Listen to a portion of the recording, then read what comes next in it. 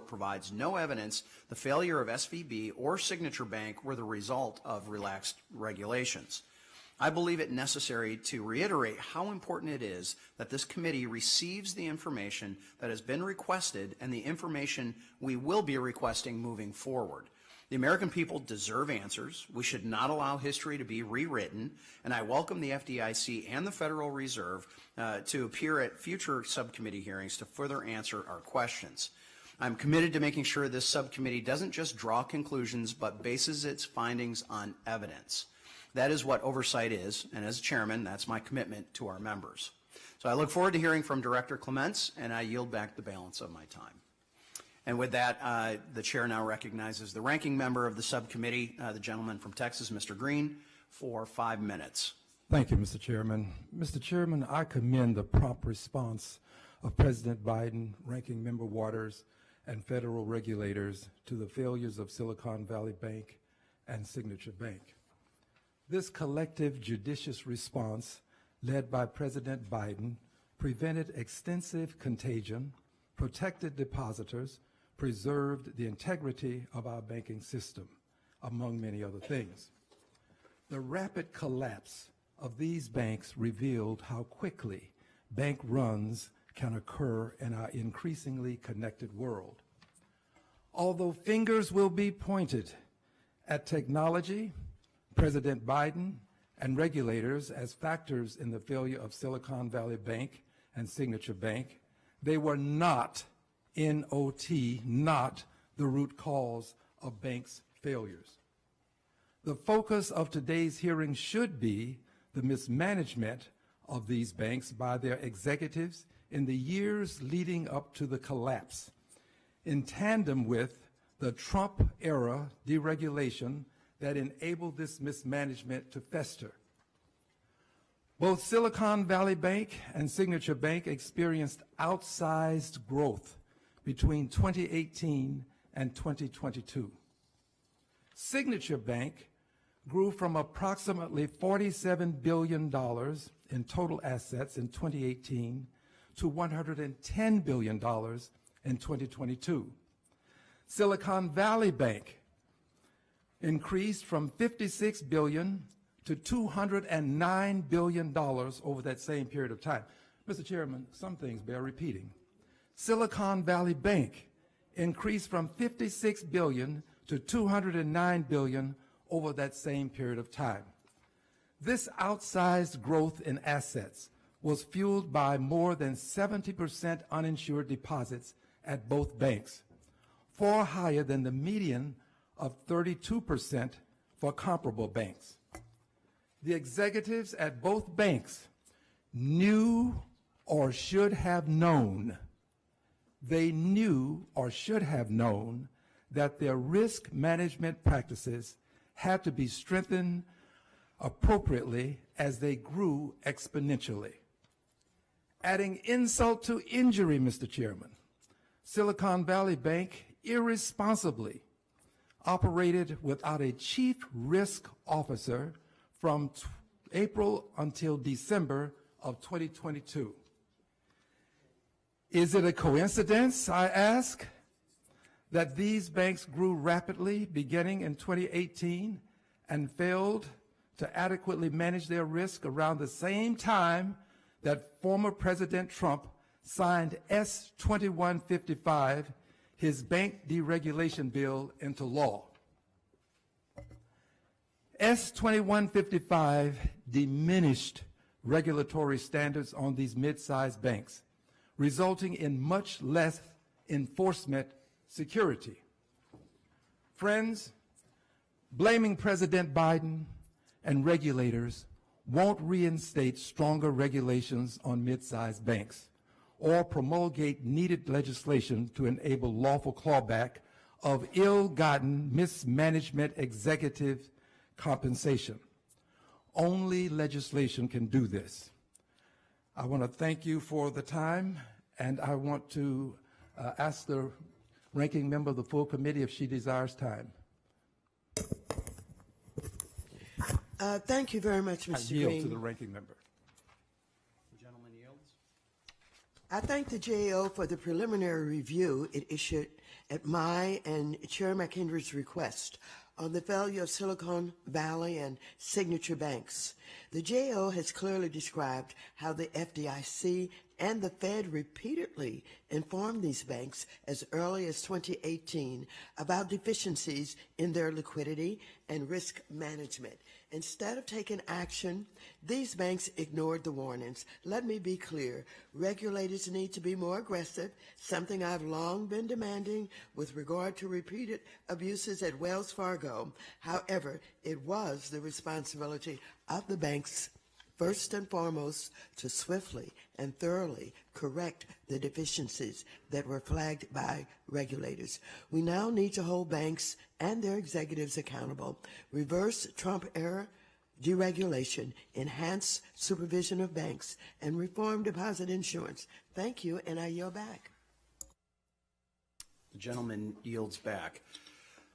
Today we welcome the testimony of Mr. Michael Clements. Mr. Clements is the director of GAO's Financial Markets and Community Investment Team. He leads GAO's work in overseeing the financial markets and their regulators. Mr. Clements led the team responsible for preparing the interim report issued by GAO 2 weeks ago on the March 2023 bank failures. Since 1999, Mr. Clements has contributed to the mission of GAO in supporting congressional oversight efforts over the regulation of the financial banking regulators and previously the broadband communications and telecommunications industries as well. We thank you for taking your time here today, sir, and you will be recognized for 5 minutes to give an oral presentation of your testimony, and without objection, your written statements will be made a part of our permanent record. So, Mr. Clements, you are now recognized for 5 minutes. Good morning. Chairman Hosanga, Ranking Member Green, Member Waters, and members of the subcommittee. I'm pleased to be here today to discuss GAO's preliminary work on the March 2023 bank failures as reflected in our April 28 report to the committee. As you know, at the time of their failure, Silicon Valley Bank, or SVB, and Signature Bank were the 16th and 29th largest banks, respectively, in the country. Their failures could impose a $22 billion cost on the Deposit Insurance Fund. When not part of our work, First Republic's recent failures could impose another $13 billion cost on the Deposit Insurance Fund. For today's hearing, I will focus on 1, bank-specific factors that contributed to the failures, and 2, supervisory actions regulators took leading up to the failures. First, the bank failures. We found that risky business strategies and weak liquidity and risk management contributed to the failures at SVB and Signature Bank. SVB and Signature both experienced rapid growth, far exceeding a group of 19 peer banks. For example, SVB's assets more than tripled in the 3 years prior to its failure. SVB and Signature also relied heavily on uninsured deposits, which are prone to run risk. For example, Signature funded 82% of its assets with uninsured deposits. SVB and Signature also exhibited weak liquidity and risk management controls. When confronted with external pressures, rising interest rates for SVB and weakening digital asset markets for Signature, the risky business strategies and weak management contributed to the bank's failures. Second, the regulators' supervisory actions. We found that the regulators identified problems at SVB and Signature Bank, but the regulators did not escalate supervisory actions in time to mitigate the risk. Federal Reserve staff who examined SVB and FDIC staff who examined Signature identified problems at the banks. For example, between 2018 and 2022, the Federal Reserve issued 10 matters requiring attention to SVB for liquidity and risk management problems. Likewise, FDIC issued matters requiring board attention and other supervisory recommendations to Signature for similar problems. However, we found that the Federal Reserve and FDIC did not adequately escalate their supervisory actions. The Federal Reserve was generally positive in ratings of SVB from 2018 through June of 2022, rating SVB's overall condition as satisfactory. When SVB moved from the Federal Reserve's regional banking organization, examiners began downgrades. Yet, despite the consistent liquidity and serious management problems, the Federal Reserve did not issue an enforcement action before the banks failed. Likewise, FDIC's ratings of Signature Bank found its overall condition was satisfactory from 2018 through 2021. FDIC staff told us they were considering escalating supervisory actions in 2022, including taking enforcement actions. However, despite Signature's repeated failures to remediate the liquidity and management problems, FDIC only issued enforcement action the day before the bank failed. GEO's reported similar findings in the past. In 2015, we reported that although regulators often identified risky practices, the regulators' process was not always effective or timely in correcting the underlying problems at banks. Mr. Clements, I'm so sorry. We just got notice that they're having a difficult time hearing you through the audio, and because this is being televised, if you could just pull that a little closer. We can hear it all well here in the hearing room, but apparently just not through television. So just pick up where you're at. That's helpful. Thank you. Sorry about that.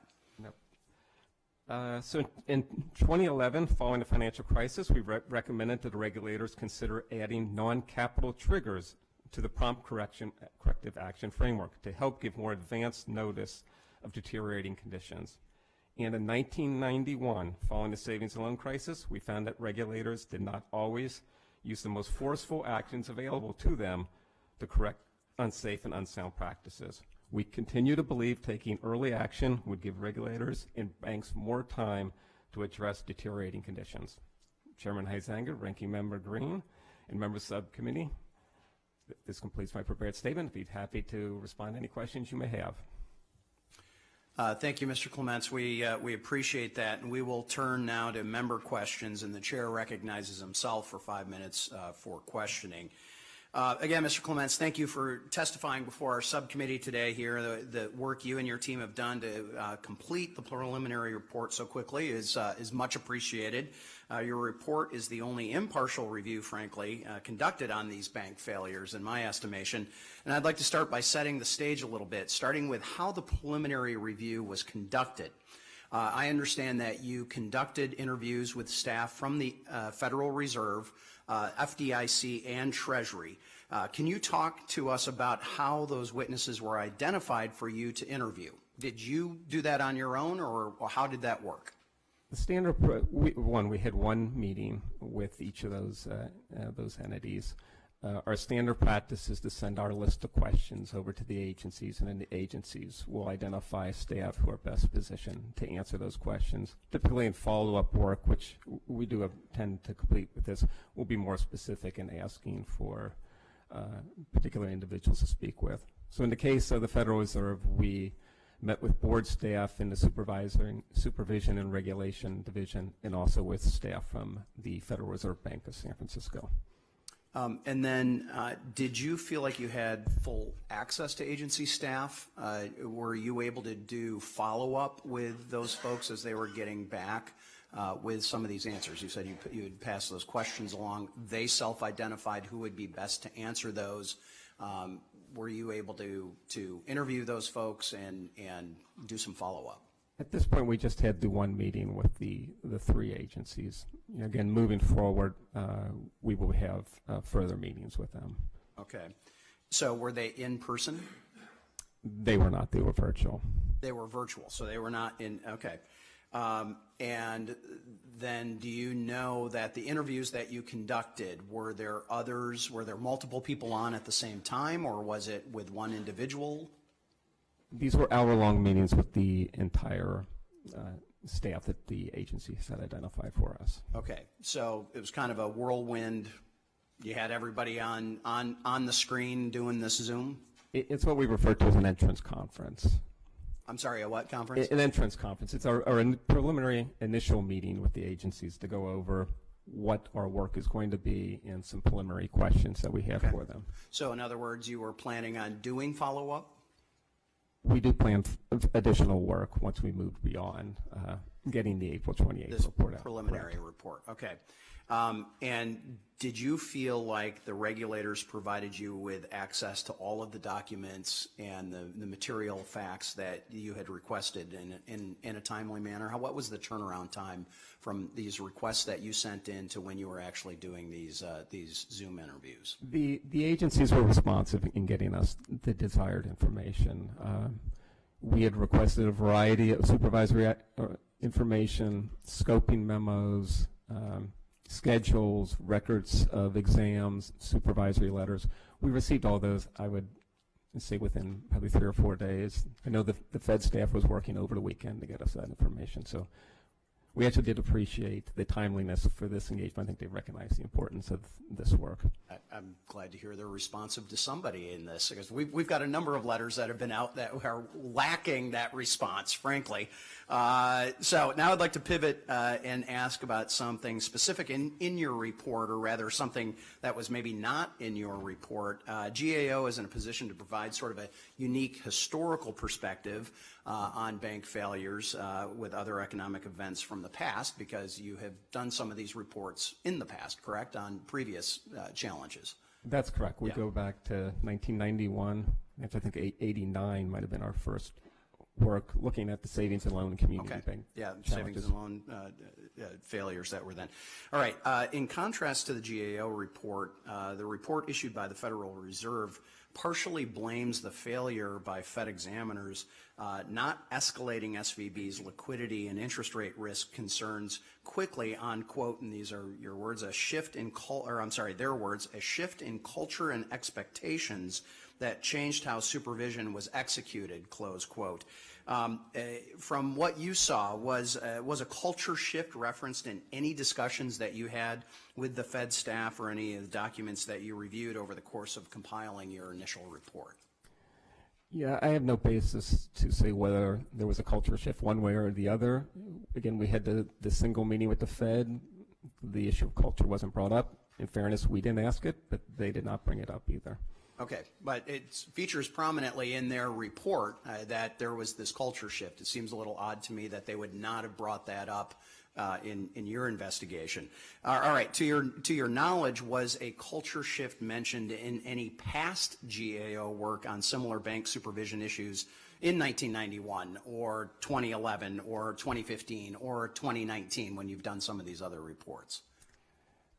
I'm not aware of there being a cultural change. We've previously reported that in general, examiners in the past have taken a cooperative and formal approach with agencies, and that's been as early as 91. All right, my time has expired. We're going to be sending you some additional written questions from me as well regarding the FDIC and trying to make sure that we understand the process for both SVB and Signature Bank. So with that, I will recognize the ranking member of the full committee, Ms. Waters, for 5 minutes. Thank you very much. Mr. Clements, when I served as chairwoman, I investigated the egregious pattern of consumer abuse at Wells Fargo and found that regulators failed to use escalating enforcement actions to correct the bank's bad behavior, even as new and similar abuses emerged. I have legislation that would require the bank regulators to impose limits on bank growth, divestment, and other penalties for noncompliance. That is why I'm pleased to hear that regulators like the CFPB and OCC are beginning to focus on ways to ensure that repeat offenders correct their bad behavior. According to the GAO report, the Federal Reserve and the FDIC have been advising Silicon Valley Bank and Signature Bank about the weaknesses in their risk management and liquidity programs in multiple examinations since 2018. Now, Mr. Clements, from your review, did the banks receive adequate explanation and information from the regulators to know that they had problems and what those problems were and what was needed to fix them? We certainly saw numerous instances of matters requiring attention, matters requiring board attention, matters requiring immediate attention that laid out issues. And we focused on the liquidity and risk management because that was sort of the proximate causes of the failure, so we didn't go on the various other consumer angles as well. But we have in the past reported that the communication, the clarity, and some of the of supervisory letters could be clearer. We issued a report in 2019 on those issues. The agencies have taken steps to address the lack of clarity that they do provide to the banks in their supervisory letters or records of examination. So, Mr. Clements, if the banks had adequate information on what the problems were and how to fix them for 5 years, what were the reasons they offered for not being able to correct the problems in that time period? We've, in our past work, have seen a couple of issues. In some instances, the bank will disagree with the finding, and in fact, in the case of Signature Bank, I think there were a few instances where it did not agree with the supervisor's thoughts on where there were problems. In other instances, the bank simply is unable to fix the problems, and we certainly saw in the case of SVB, it agreed with the findings, but it was simply taking them a longer time than needed to get the problems fixed. And obviously, in the interim, the bank failed. Could you explain a little bit further the excuse that the banks were unable to fix the problem? For example? In a number of instances, the bank would agree with the problem being cited, but it would simply say it's going to take a while to fix the underlying problem. And in fact, in the case of SVB and the San Francisco Fed, they agreed that it was going to take a while to fix the problem. Unfortunately, the problem got large enough where the bank failed before the problem could get resolved. Let me just raise a question with you that I really need to understand further. The balance sheet. Does the balance sheet reflect liquidity, and do they have the responsibility to report the securities that they have and the value and whether the value has changed? And someone said to me for the regionals, it's just a footnote. Can you explain that? A bank of the size of both SVB and Signature, they are required to mark securities that are considered available for sale, mark those to the market value. Any changes to that value is accounted through an account called accumulated other comprehensive income is where it would be recorded. So it is being recorded. If the securities are held not for sale, then those securities are not marked to the market. Have there been recommendations about how the balance sheet should reflect the value of those securities? I'm not aware. In our past work, we have recommended or reported that it's important to have an accurate accounting of the bank's financial condition, to be able to have a good sense of its vulnerabilities. Thank you very much. I yield back. The gentlelady's time has expired. The gentleman from Texas, Mr. Sessions, is recognized for 5 minutes. Mr. Chairman, thank you very much. Director, I'd like to continue down the line that the ranking member was coming down, and I've got the report in front of me here, and yet it provides me, I'm sure other people here, a lot of intrinsic information, but it talks about the amount of outstanding shares of advances under the program in April 19th, 2023 were approximately $74 billion. Outstanding advances. Does that mean that they put all this excessive money that they had into a longer term, something that would generate money to them, perhaps interest? Is that what you're in reference to, outstanding advances under the program? It's at the bottom of page, I think the first page that I've got here. It says, as of April 19th, 2023, outstanding advances under the program were approximately $74 billion. Can you describe that to me? Sure. So that is the Federal Reserve's term term funding program. So at the point when SVB and Signature were failing, the Treasury made the systemic risk determination, which essentially allowed the coverage of uninsured and insured deposits at the two banks. The Federal Reserve also set up this term funding program. The purpose of the program is to allow banks that perhaps would be experiencing liquidity problems to borrow money from the Fed, the collateral being the securities that they're holding, which would be treasuries and mortgage-backed agency securities. I'm going to keep going here. Maybe I'll catch up with myself at some point, but they took in an excessive amount of money. What did they do with those uninsured risks that is talked about here? Where were they holding that money? Were they loaning it back out? Was it unavailable at the time that someone would need the money to be available when they wrote checks? What did they do with all this money that came in? So I think there's two separable issues. So there's this issue of the Fed program, the $79 billion, which is lending to existing non-failed banks just to help cover their liquidity. Whose money was that? This is the Fed's. The Fed's money. But what about all this money that SVB brought in? What did they do with that large amount of money that was called an uninsured risk? Correct. So in the period of 2018 through mid-2022, SVB grew rapidly. And it grew rapidly through uninsured deposits, principally from venture capital-backed firms. Right. It used those funds to purchase what, in theory, would be safe securities, treasuries, mortgage-backed securities, agency securities. And so then they marked those that they were going to, over the long run, be getting back money. And then they got pulled out early to where there was an unrealized.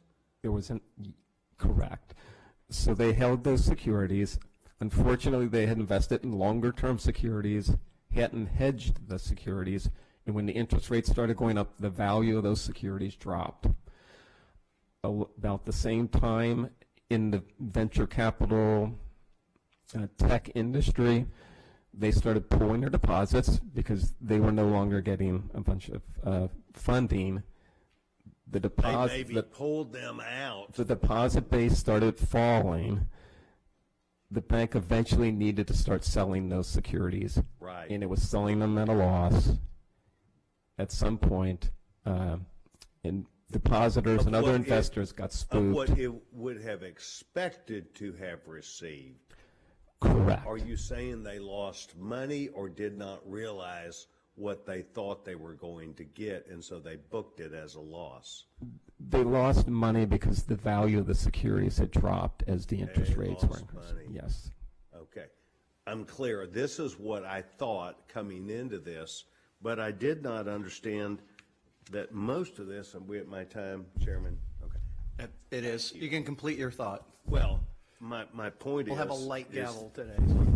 And thank you, because I want to get, and I think the ranking member want to get to this. Who is that held by? Treasury? Most of these? The securities. The assets? The securities were held by the bank, by SVB. Right. So again, it took in money in deposits, invested that money in long-dated treasuries and other securities. When the deposits started falling because the tech firms needed the money for payroll and whatever, the bank needed to sell the securities, sold them at a loss. I got it. That's what I thought happened too, but you've connected for me. Mr. Chairman, thank you very much. Thank you, and we'll be mindful of the time on both sides. So with that, it's my understanding we're going to Ms. Williams. Okay, that's not the list that I had in front of me. So, all right, Mr. Horsford, you are up for 5 minutes. Thank you, Mr. Chairman, and to the ranking member of the subcommittee and the ranking member of the full committee. And thank you to Director Clements for taking the time to discuss this important report and the GAO's nonpartisan work, which is crucial to our ability to know what occurred during the rapid collapse of Silicon Valley and Signature Banks and now others that have followed. And while this may be only a preliminary report, the insights provided point to a serious deficiencies with both supervisory practices as well as management's reaction to glaring issues. Actually, it would be more fitting to describe it as management's inaction to the warning signs that were flashing when it came to even the most rudimentary risk management. And I really want to point out that reality right now in this moment, dealing with the default on America, that my colleagues on the other side are failing to acknowledge, and their role in basic rudimentary risk management against an economic collapse that none of us can even imagine. According to the White House, in the event of a default because of our colleagues on the other side's unwillingness to raise the debt limit, quote, a crisis characterized by spiking interest rates and plunging equity prices, including home equity, would be ignited. Short-term funding markets, which are vital for the liquidity backing long-term mortgages, would likely shut down completely. There would be a rapid and complete tightening of credit at regional and community banks who would no longer be able to accurately price their treasury bills or use them as high-quality collateral. Since these banks do not do the bulk of mortgage lending, the mortgage rates would go through the roof. That is the management decision of the House of Representatives in this moment. We are standing here as the board of directors for the people of America, whose mortgages, whose car loans, whose financing ability is being jeopardized because of Kevin McCarthy and the default on America proposal that is holding America ransom in paying its bills. Excuse me, I have the order. There's parliamentary inquiry, which is appropriate. The gentleman needs to make his remarks to the chair, not individuals. The chair. That has nothing to do with this committee. Just a moment. The chair did not hear a reference I to another member. I reclaim my time. Just a moment. There was not a reference to another member. It was not that. He was talking about the speaker. So the chair does not see the problem. By name, correct. So it's noted, and the gentleman may continue. Clearly, I've hit a nerve because this is about the American people, their finances, which are being held hostage because of a ransom note that is being offered by Kevin McCarthy and the default on America proposal that they've made, rather than our obligation to raise the debt limit and to pay the bills that have already been incurred by the prior administration and prior Congresses. So I think that while we do our jobs in examining Silicon Valley Bank and Signature Bank and First Republic Bank, we should actually do our job as Congress and avoid this major catastrophe that is weeks away, and we know it. We have a responsibility to manage risk as Congress, and we're failing to do our jobs. No, let me make it clear. Republicans are failing to do their job. So I'm asking that we use the time of our committees to focus on the crisis that's right in front of us. And if my constituents, small businesses, people who have mortgages, families who are worried about meeting their obligations, are going to be impacted by higher interest rates because of Congress's inability to do its job, then we should be discussing that at this time. Now, Mr. Director, you primarily focus on the failure of regulators to adequately escalate their supervisory concerns. And we certainly have some work to do bolstering supervisory escalation. However, I found the sections in the report focused on management's unwillingness to address repeated shortcomings just as alarming. For example, if Silicon Valley Bank's board, which I would say is the Congress right now, is unwilling or unable to, as you say, quote, provide effective oversight of implementation of the risk management framework, unquote, then what is the use of the framework in the first place? You go on to say that the behavior of these executives and board members was irresponsible at best, as they let multiple supervisory letters fall on deaf ears, as we're hearing from economists tell us today. Specifically for Silicon Valley, I'm particularly, the other side went for more than a minute the last time. I'm just using the chair is an equal very aware amount of the time. timing. I'm giving you a tap of wrapping it up. If the Federal Reserve is correct in their report statement that Silicon Valley Bank's management was focused on the short-run impact of profits, in this report it is mentioned that Silicon Valley Bank did take steps to revise its incentive compensation programs, but evidently The gentleman they will failed to suspend. do so. If we're going to play that game, we'll play that game. So the gentlelady from The only game being played is by the gentleman other is side out of failing order. to do its job. The gentleman is out of order. I don't mind being The out of order the for the gentleman American will people. suspend. The chair will not accept this behavior. I let a line of questioning go for an answer that was along the line of the ranking member. I then allowed you to have a full minute, which was not what my colleague from Texas got. So I expect that we are going to behave like adults at this table as you are, just a moment, as you are demanding that Congress act. So lead by example, everybody. Parliamentary With that, inquiry. yes, ma'am. Parliamentary inquiry. Are you going to afford to every member of the committee an additional minute? No, I will not be. We will be adhering to the exact 5 minutes from now on. It has been even on both sides. Mr. Chair, Everyone is. I would caution you not to imply the that ranking member our is. members are not acting like adults. The I don't the think ranking that member. is a credible statement. The ranking member will suspend. That comment was to all sides and to everybody watching as we are on television. Let's present to the American people that we can actually act like adults at this table. Everyone. I think we are, and we don't need you to admonish us. Thank you for your commentary, ranking you. member. And with that, the gentlelady from Missouri. 5 minutes. Thank you, Mr. Chairman. And I would remind my good friend from Nevada, Mr. Horsford, that the only body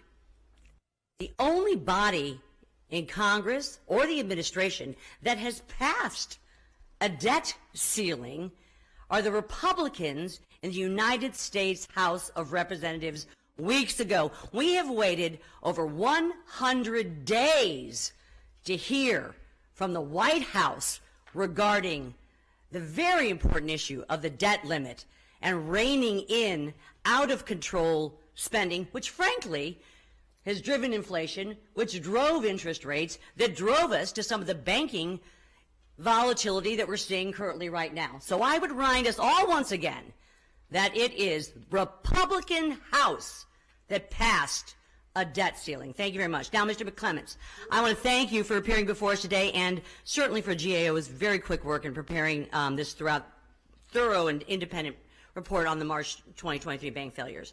Over the past 2 months, this committee has gathered more information about the management failures within these banks and the blatant lack of urgency for many years by federal regulators to act more forcefully in preventing these failures.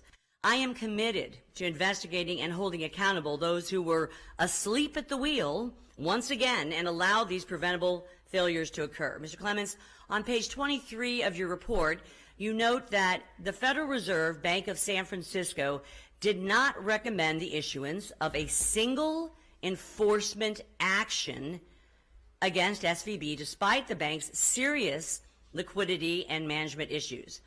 On March 29th, Vice Chair Barr stated that there were 7 supervisory determinations raised, but we've now come to learn that since 2018, there were actually 15 related liquidity and risk management issued.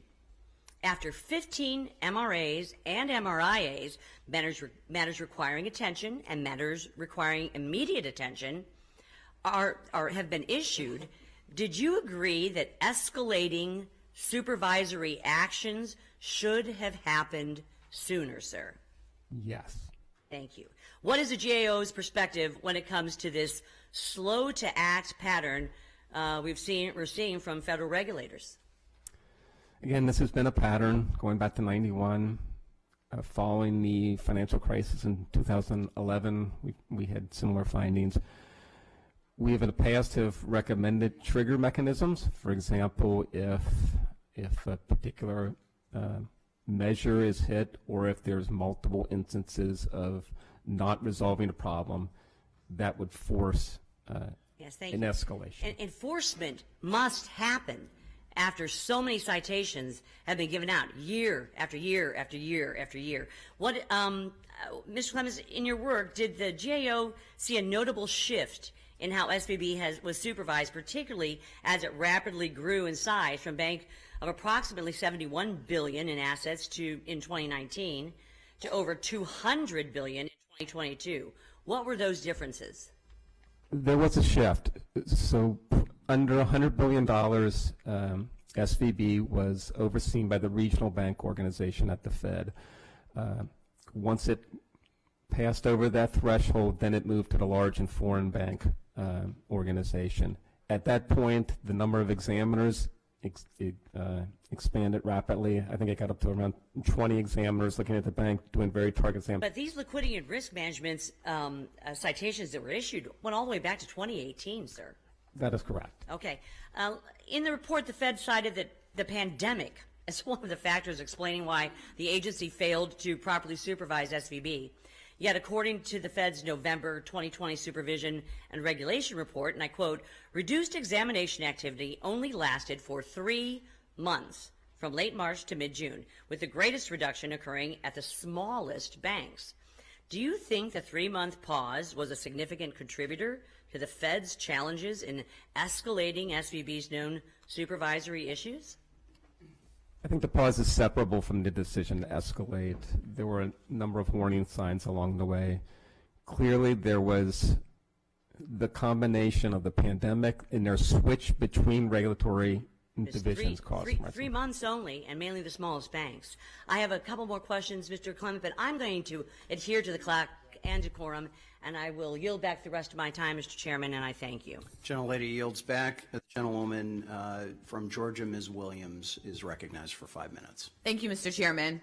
In our full committee hearing on the failures of Silicon Valley Bank and Signature Bank on March 29th, I reminded everyone listening of the regular, hardworking people who are impacted by these failures. I want to continue to center these same people that these failures of SVB, Signature Bank, and now First Republic Bank have affected. As the Congresswoman for Atlanta, the city with the largest racial wealth gap in the country, I'm focused on how we can prevent future bank failures that disproportionately impact marginalized communities. We have regulators, the OCC, the Fed, and the FDIC to monitor banks' behavior and practices and ensure repeat offenders correct their bad behavior. Regulators repeatedly warned SVB and Signature Bank about their weak risk management and liquidity issues. In fact, regulators identified numerous matters requiring attention and matters requiring immediate attention regarding the liquidity and risk management of SVB and Signature Bank. These warnings were not sufficiently acted upon, and as a result, many small business owners, including Black entrepreneurs from Atlanta, were faced with the possibility of not being able to make payroll. If entrepreneurs of color can't trust the bank regulators are taking serious action to ensure that their banks are safe, then how are they supposed to build their businesses and create wealth in communities like Atlanta? Mr. Clements, how can regulators ensure matters requiring attention and matters requiring immediate attention are appropriately addressed by banks? Yes, I think that goes back to our prior recommendations to have some type of trigger mechanism. the regulators currently operate on a more informal basis, trying to get a collaborative solution. It's been our recommendations in 91 and then again 2011 to have some type of trigger mechanism that if the problem is serious enough or if there are multiple instances where the problem is not getting resolved, that they would automatically require enforcement action. How does that impact the escalation framework? How can regulators improve their escalation framework for regional banks? Again, I think it takes some of the discretion away from the regulator by requiring particular enforcement action if a particular trigger has been met. And how could those improvements be applied or adapted and then applied to larger banks, especially the banks considered too big to fail? In our work, I think we would apply those standards throughout, having a trigger, again, if particular conditions are met that would require either an informal or formal enforcement action or other escalations of supervisory actions. GAO's preliminary review states that in the years prior to 2023, the Federal Reserve and the FDIC identified what turned out to be key drivers of bank failures: liquidity and management risk. However, according to GAO, neither regulator's actions resulted in the bank's management sufficiently mitigating the risk that contributed to the bank's failures. Mr. Clements, based on the GAO's review, can we determine who is at fault here? I see three potential options, and I would like your thoughts on which is the most accurate portrayal of fault. Was it the inability of the banks to mitigate risk due to the failure of regulatory agency officials to adopt examiner recommendations for corrective actions? Was it banks' failure to effectively institute the corrective actions directed by the agencies? Or was it the bank's failure to effectively institute the corrective actions directed by the agencies, combined with the agency's failure to take strong action when banks' responses were insufficient? At the end of the day, it's the bank's responsibility to manage the organization in a safe and sound manner. At the same time, we would expect that if a supervisor is seeing problems that they're repetitive, that more forceful action would be taken.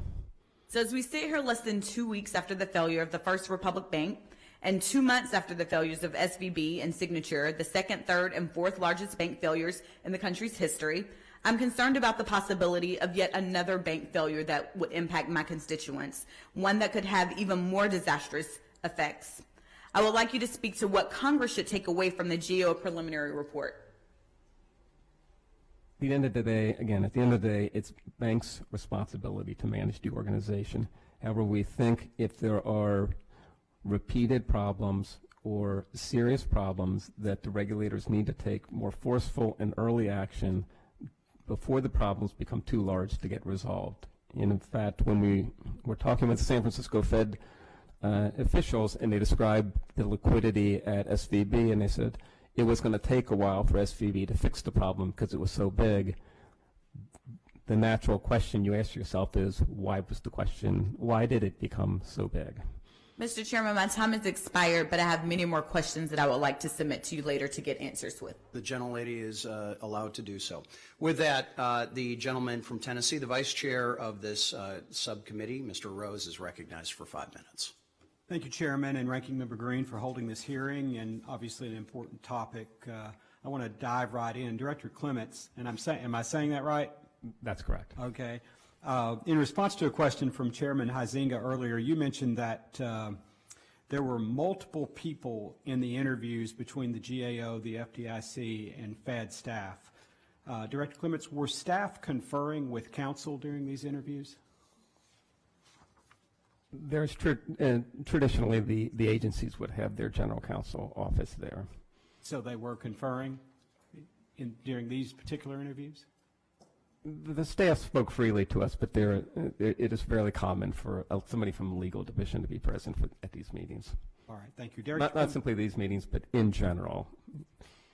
First Citizens Bank's stock has nearly doubled since acquiring Silicon Valley Bank, but the FDIC capped its potential gain on First Citizens stock at $500 million, which to me seems like the FDIC got a raw deal for us. My concern is that sweetheart deals like this actually encourage acquiring banks to wait until the FDIC takes over a bank before making a bid because they can get a better deal once they are in conservatorship. why buy the cow when the milk is free, so to speak? So, Director Clements, did GAO review the terms of the offers that were submitted to the FDIC? We did not have time to get to that level of detail. I do know that in the request from the committee, there is interest in those topics. Going forward, would you commit to reviewing that issue, these issues of offers that are considered but not accepted? I think, and again, we're working with the staff to sequence, with the committee staff to sequence our range of work, so that's certainly something we can consider. All right. The FDIC and the Federal Reserve staff told the GAO that as SVB and Signature Bank failed, they conducted analyses and worked closely together, including exchanging drafts of the recommendations to invoke the systemic risk exception for the two banks. Do you have any insight into how many drafts of the recommendations there were to invoke the systemic risk exception? I do not. We saw the final letters that were sent along with some preliminary analysis that the agencies had conducted. The GAO report notes that Treasury staff consulted regularly with the FDIC and Federal Reserve and concurred with the basis of their recommendations to invoke the systemic risk exception. Could you please provide some specifics on what this consultation actually looked like? I don't have the specific details on that. You know, they certainly told us that there was conversations between the three agencies over that weekend as each were doing their own analyses. Thank you. The GAO report notes that you were being you will be moving forward with more work on this issue as we move throughout the year. As I'm sure you're aware, in the United States, we have a Financial Stability Oversight Council, which is charged by statute with identifying risk to the financial stability of the United States, promoting market discipline, and responding to emerging threats to the stability of the U.S. financial system. It seems to me the FSOC was asleep at the switch here and was instead busy studying the weather when they should have been concerned with interest rate risks. So, Director Clements, would the GAO commit to conducting a review of FSOC's actions during these bank failures? We actually currently have ongoing work looking at FSOC, and we're aware that in its most recent annual report, it did have a recommendation pertaining to interest rate risk, but you may know that the recommendations that FSOC makes are non-binding. I hope you do continue to look at that. Some have argued that Signature Bank's involvement with digital asset customers somehow contributed to its subsequent failure. There also appear to be competing views from the FDIC and the New York Department of Financial Services in their recent reports about the role digital assets played in Signature's failure. Did GAO review whether Signature Bank's customer base contributed to its failure? We looked at the supervisory letters and records of examinations. We certainly saw instances where there were large deposits from the digital asset space, but again, it was simply holding the deposits in operating accounts for those entities. Following some of the turmoil in 2022, in particular FTX, some of those deposits did start falling off. Gentleman's time has expired. I hope you will dig into that issue. Thank you, and I yield back. Gentleman's time has expired. The Congresswoman from Michigan, Ms. Tlaib, is up for 5 minutes. Thank you so much, Chairman. Thank you, Director Clements, for this report to really kind of dig deeper into this. I think I get a lot of questions regarding the lack of transparency of fully understanding this. Did you look at the timeline of some of the compensation and payouts and things like that that led up to the failure? We haven't got to that. We do know that again, is that something that you would look into? It's one of the requests that's in the letter that we received from the chair and ranking member Waters. That would be wonderful. You know, one of the things my good colleague was talking about is regarding regulators, and you said it's not binding. I mean, could they, because they haven't, when was the first time they said, yo, something's going on? The regulators are like, you know, could you call us back? Can you respond? Or something's going on. What year was that? The first instance that FSOC brought up the interest rate risk was its most recent annual report, which would have come out early this year. And so they sent a letter, they tell them whatever. I mean, can they go arrest them? Can they fine them? What can they do to make them respond? The recommendations in the annual report are non-binding. Yep. It can also do what are called Section 120 recommendations, but again, those are also non-binding. So when you do look at the timeline, because I don't know if you can answer to this question, like why did the banks take on the risks and ignore repeated warnings? Why? Why ignore the federal government and their warnings? Yeah, I don't have a good answer to Well, that. I think bankers know how to manage risks. They're not stupid. I just think they're greedy.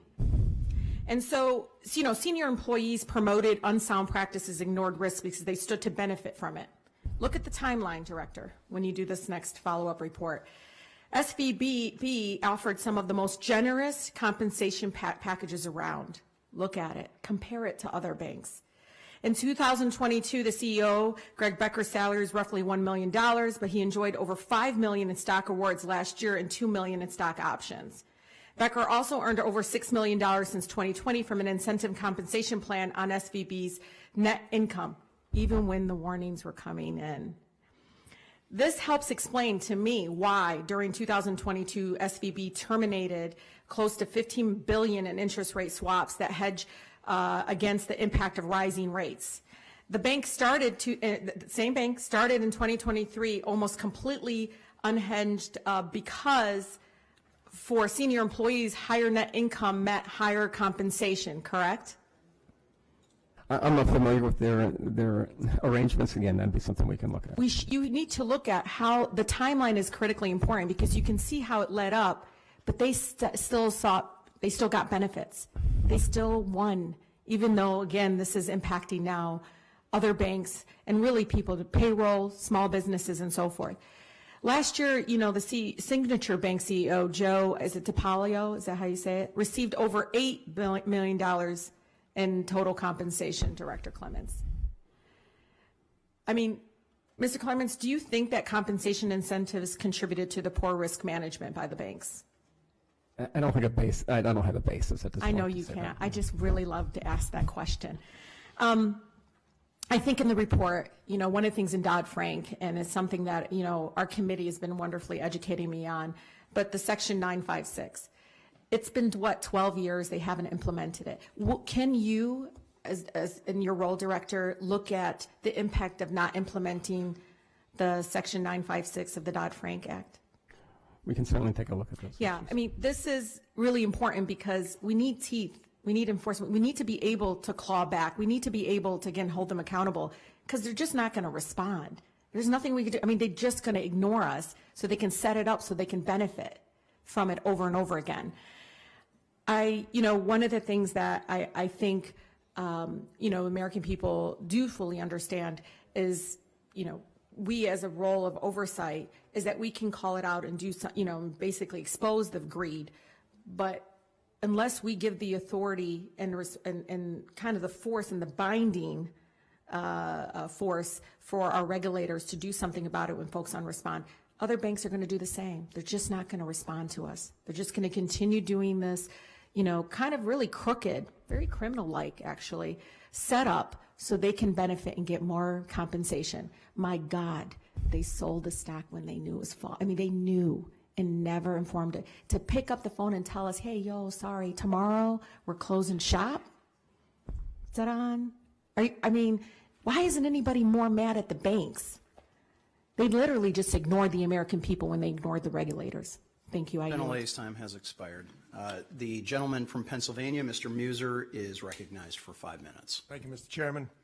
Mr. Clements, you are the Director of GAO's Financial Markets Community Investment Team. I want to just ask you first a couple of quick questions. In 2021, 2022, this Congress overspent by over $5 trillion with policies that caused huge spikes in energy, causing high levels of inflation, and which in turn we got much higher interest rates escalation, rattling the economy, crushing pension funds and disposable income. Do you think the American people trust Congress with a blank check moving forward, particularly when it's the American people who have to pay the bills? I don't think I'm qualified, honestly, to answer and to direct those questions. All right, thank you. So according to a report, the SVB was downgraded in June 30th, 2022 by the Federal Reserve of San Francisco due to concerns about its liquidity risk management from 22 May review. Your report states the Federal Reserve's board team was still working on how to address this issue when SVB failed in March of 2023. Isn't it true that the regulators have discretion for oversight on such banks regardless of the S2155 set thresholds? If there are red flags, they've got all kinds of discretion. The regulators have options to do supervisory letters, recommendations, informal and formal enforcement actions, including civil monetary penalties. Okay, so blaming it on S2155 would head us down the wrong direction. We'd never actually solve the problem or uncover where the problems occurred. The agencies have plenty of authorities now. We do know that the committee has asked us to look at the enhanced prudential standards, so I think I don't want to prejudge where we might come on that. Thank you. GAO also points out in its report that the San Francisco Fed gave SVB a 7-month extension to address a November 2021 deficiency. A key finding from the report was that the regulators did not escalate supervisory actions to mitigate key risks associated with the bank failure. Specifically, you state that the San Fran Fed lacked urgency. The San Fran Fed did not recommend the issuance of a single enforcement action despite the bank's serious liquidity and management issues before the bank's failure. Why do you think that is? Again, I think this has been a repetitive problem going back to the 90s, the early 2000s, and now the regulators in general favor an informal, cooperative process. It also is a little challenging if a bank is profitable, has adequate capital, to then suggest to the bank it needs to stop behaviors that the regulator thinks are potentially risky. So there's a variety of issues that could affect it. But again, I think we looked at this environment and saw numerous instances where escalation probably was warranted. So, but the report does say the supervisory teams blame tailoring reform under S2155 for these failures.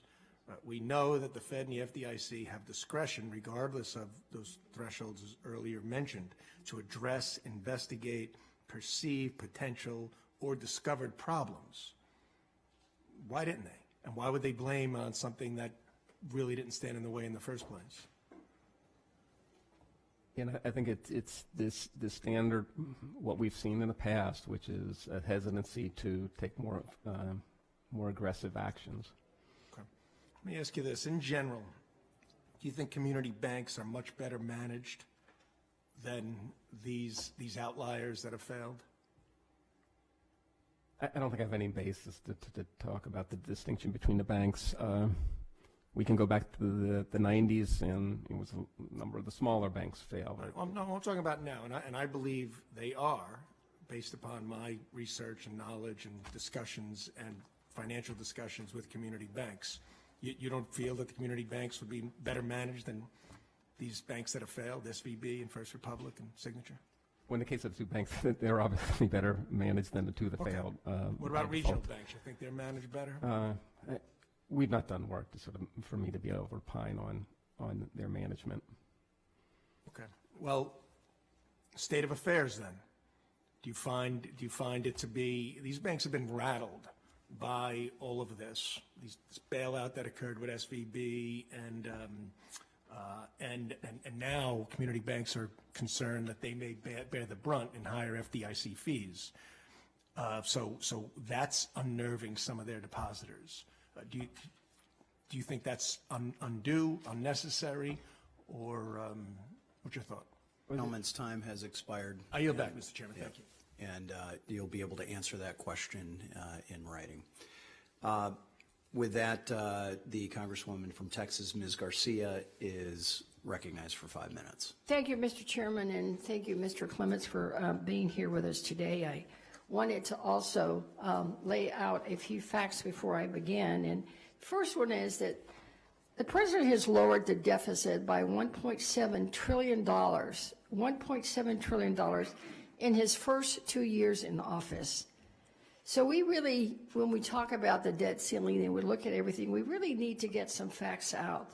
This president has made it clear that defaulting on the debt is not an option. The statement made earlier that Republicans are the only ones who have passed anything is probably true.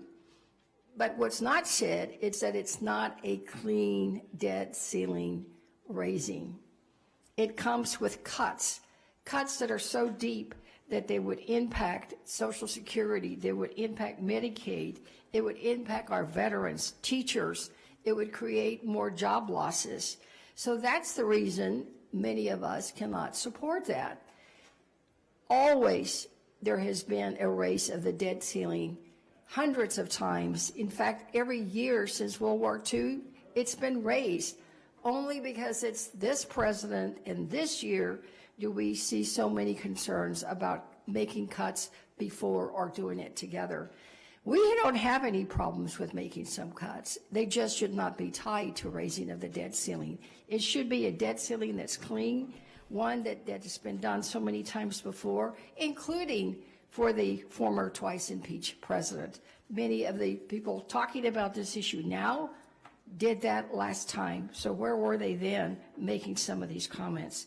Secondly, I'm glad that we're doing this hearing, but I wonder, Mr. Chair, when we're going to really focus on the root causes of what caused some of these failures, and when we're going to look at comprehensive legislation and responsible governance.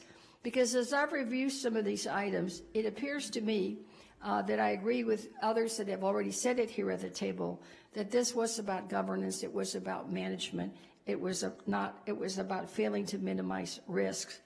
And I was particularly drawn to the response that you gave the ranking chair when she asked you about some of the reviews that are done by the examiners, and you said that many of them, that y'all were told that, quote, it would take a while to fix the problem. Since when has taking a while to fix a problem been acceptable when someone does an audit? You know, I was city controller of Houston. I oversaw a $2.3 billion budget. We did audits. If somebody told us, oh, well, it's going to take us a while to fix the problem, first thing we'd say is, what is your timeline for getting it fixed?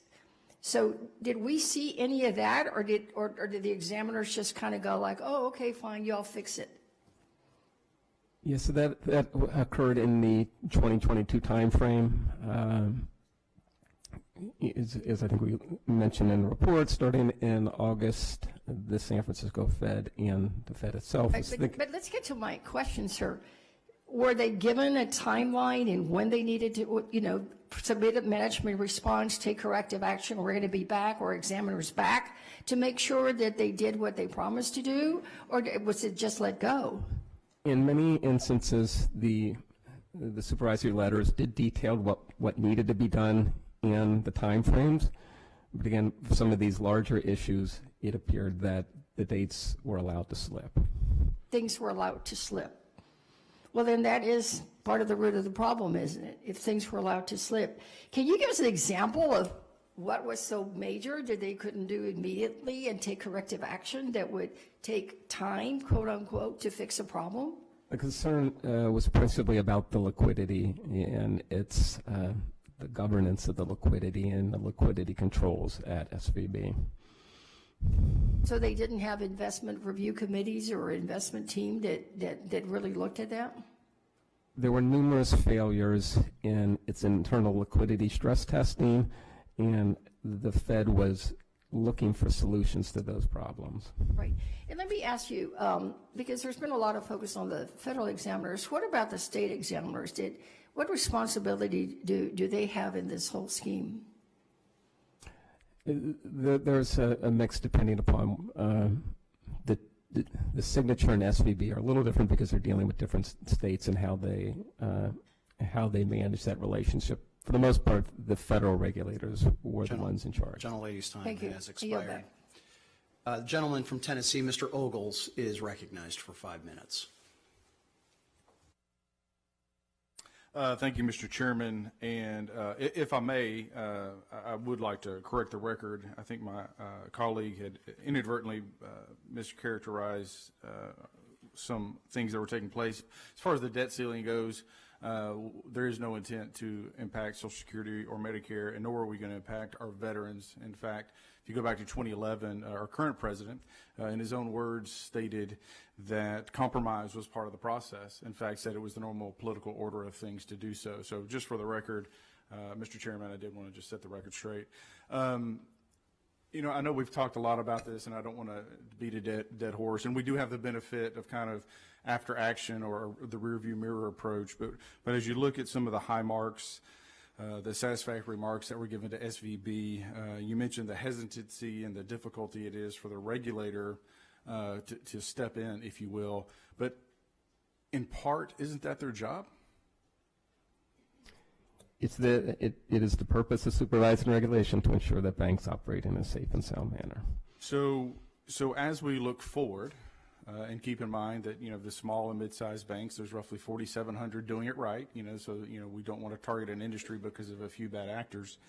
But how do we fix the process and the culture that seems to have crept into the regulatory structures that are, quite frankly, preventing them from doing their job in a timely fashion?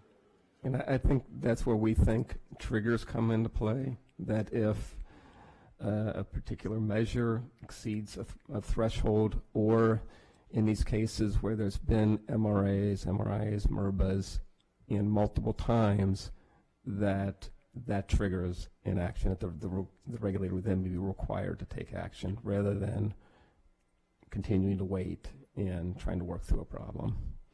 And again, I'm not going to ask you to second guess the regulators in these specific instances, but when you look back, all the way going back to, for SVB 2018, there were clear signals and signs that there was a problem, but yet fast forward 4 years later, nothing was happening in a timely fashion. What would be, if you were to lay out a roadmap of how do we improve the process, what timelines might you map out for the regulators to say, here's a problem, yes, they're profitable, however, you have increased liquidity risk, yes, you're profitable, however, you have this flight risk as you move forward.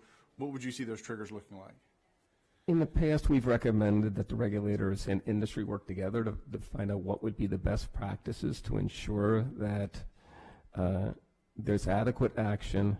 But you don't want action for a bank that is healthy, right, and that the regulator thinks, well, perhaps a problem will occur, because then you end up imposing unnecessary costs and burdens on that institution. So the regulators and industry working together to come up with adequate measures and benchmarks. Well, and I want to be clear, I've said it once, I'll say it again. Ronald Reagan said the scariest phrase in the American language, and I'll paraphrase, is, I'm from the government and I'm here to help. And I think as we move forward, we've got to be cautious in reaching too far in this process. But I do look at the regulatory regimes in both California and New York and see a systemic failure on their part to take action. I mean, when you look at, again, the timeline of when the draft is taking place in the previous year, and 6 months later the draft is still being drafted, and then meanwhile SVB collapses. I mean, is that acceptable on part of the regulators to take 6 months to draft a letter? I mean, I'm no Shakespeare, but I can write a letter in a more timely fashion than 6 months, even if I'm having to research data points. I think we had a concern again. That's why we talked about a lack of urgency and timely action in that case. Obviously, going from August 2022, I guess the argument was they needed to collect additional information, but it did seem to us that there were enough instances of these MRIs and MRAs finding those problems that they could have moved forward with more urgency. My last 30 seconds, is there anything in the regulatory regime that would have prevented the regulators from doing their job? The regulators have authority to make recommendations, informal and informal enforcement actions, again, up to including civil monetary penalties. Yes, sir. Mr. Chairman, I yield back. The gentleman yields back. With that, the ranking member of this subcommittee, the gentleman from Texas, Mr. Green, is recognized for 5 minutes. Thank you, Mr. Chairman. Mr. Director, you're not here to tell us that the banks are not responsible, are you? The bank management is responsible for operating The bank management. in a safe and sound manner. Yes. And you are here to tell us that these bank managers mismanaged the bank's business. Is that a fair statement? The record we saw were numerous instances of at least the liquidity and risk management problems that had been identified going back to 2018. Well, with you these said that the institutions. regulators were calling things to their attention that you thought should have been dealt with, and you've indicated as much. Do you now say that the banks did not have the responsibility to make these changes themselves? The banks are responsible to resolving the problems that the supervisors identified. Our concern, and that's the bank side.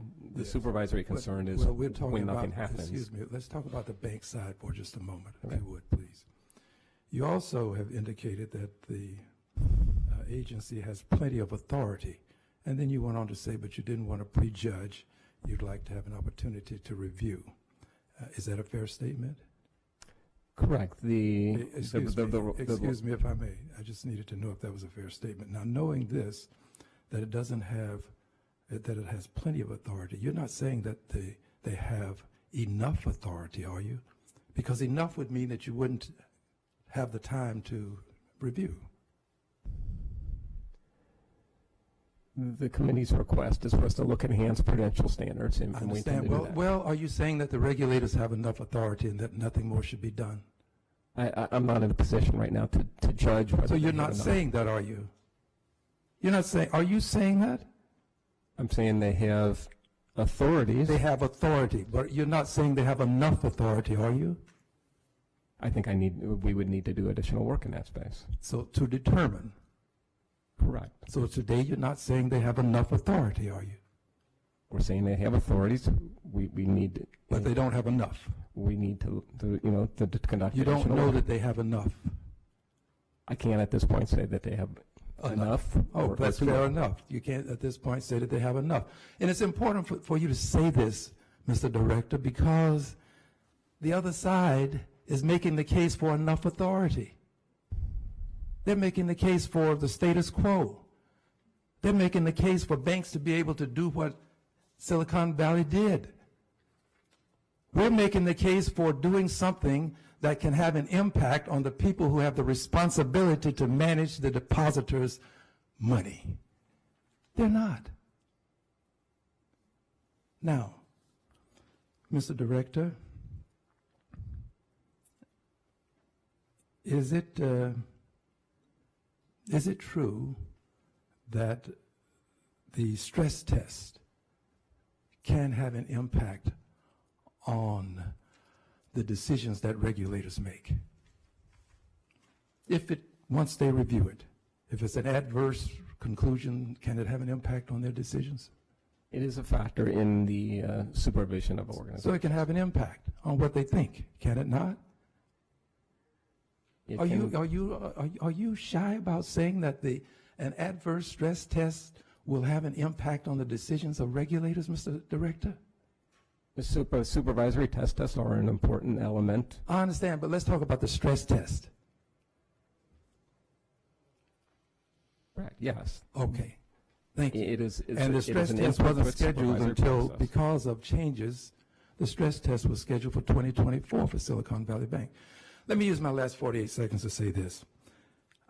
I want to commend all of the members for their questions, but I want to commend especially the members on this side and those that decided to talk about the preeminent issue facing this Congress, which is, are we going to allow a default?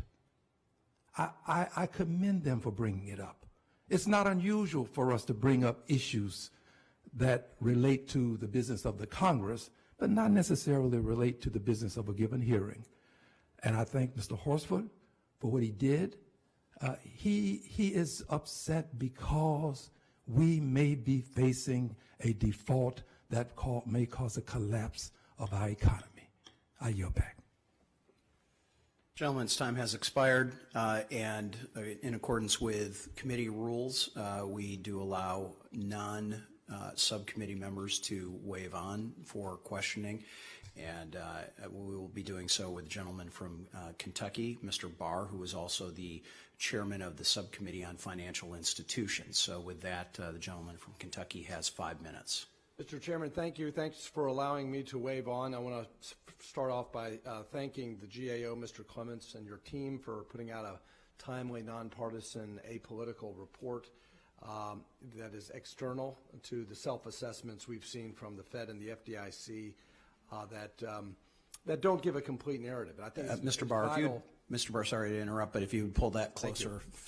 Thank you. Just to finish the point, I think it's vital that we have an unbiased external report that helps inform the American public and the Congress. I also want to thank my good friend Mr. Green and Mr. Horsford for raising the important preeminent issue facing the Congress, and that is raising the debt limit and avoiding default. And I would just remind my colleagues that the only institution in government that has actually done that work of raising the debt limit is the Republican majority in the Congress, and every single Democrat member of the House of Representatives voted against raising the debt limit. To get to my questions, in your work in looking at the bank supervisors here, especially the San Francisco Fed, do you see any evidence of concern leading up to Silicon Valley Bank's failure of the large concentration of uninsured deposits in a single sector? There was concern. We certainly saw concerns raised about. So there was evidence that they raised that concern. Correct. Okay.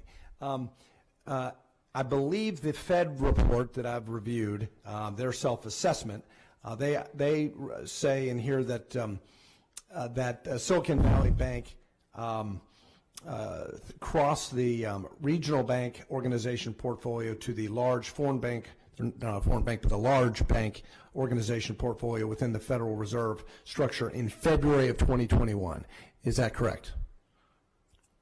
That's what the Fed says. I don't have the specific dates. But well, that's what the Fed says. Yeah. The Fed says that they crossed that supervisory threshold nearly almost 2 years before the bank's failure. I think it was certainly the case in our report. I think we might say June, but it's somewhere in the 2021 timeframe. The Fed says they crossed that threshold February 2021. But then it also says, so in other words, enhanced prudential standards applied to this institution as a large institution, according to the Fed's own determination, 2 years before the bank failed. Is that correct? It would have been a Category 4 firm at that time. Right, and that's enhanced prudential standards. Under Dodd-Frank as amended by the bipartisan regulatory relief law of 2018. Correct. At that point, it is as implemented by the Fed under the $100 billion threshold. Correct. Okay. And then there's tailoring above that level. Sure. But in this case, this bank, under Fed regulations implementing Dodd-Frank as amended by the regulatory relief law of 2018, enhanced prudential standards applied to this bank, categorized as a large financial institution as of February 2021. 2 years before the bank failed. That's correct. In 2021, it got into that group and was subject to large foreign institutions. So the Fed report also says that board, meaning the Federal Reserve Board staff, provided the San Francisco Fed team a waiver to delay initial set of ratings under the LFI, Large Financial Institution Rating System, by 6 months until August 2022. In your investigation, do you have any insight or visibility as to why the board waived that requirement from the? No, that's additional work we'll need to get. Yeah, please look into that, because the regulators at the Fed are delaying implementation. They are. The law doesn't say that they have to, but the supervisors, the bank examiners, are delaying implementation of the law that we passed and that we amended in 2018 and that the Fed implemented. So, look, it's on the supervisors. Let me just say this also. According to your report in 2020, the examiners at the Federal Reserve Bank of San Francisco found that SVB was not doing all required liquidity stress testing. Specifically, SVB did not provide liquidity risks for a period of 30 days or less. However, as they were required, but examiners continue to give SVB a satisfactory mark for liquidity and the highest Camels rating for liquidity from 2018 to 2022. In your experience, would it be unusual for an examiner to give a bank a high liquidity rating despite some of the required testing not being done? I think that's the concern we had. We didn't, the high ratings, especially for liquidity, also for management. Yeah, also, your report describes informal non-public enforcement action that was taken by the Federal Reserve Board staff to address ineffective governance. However, as of March of 2023, and the failure, the MOU is still in drafting process. Gentleman's time has expired. For the gentleman, for the record, maybe, is it typical for an informal enforcement action like this to take more than 6 months? The gentleman's time has expired. It has expired. It has expired. And I appreciate your we will allow you. Excuse me, Ranking Member, I've got it handled. Yes. Well, I don't know what you do. The gentleman will suspend. So, gentleman from Kentucky can submit the final thought and final question to the witness for a written response. And I would like to thank our witness for coming in today, and without objection, all members will have 5 legislative days with which to submit additional written questions to the witness through the chair, and that will be forwarded to the witness for a response. We would appreciate your timely response on that, Mr. Clements, and with that, this hearing is adjourned.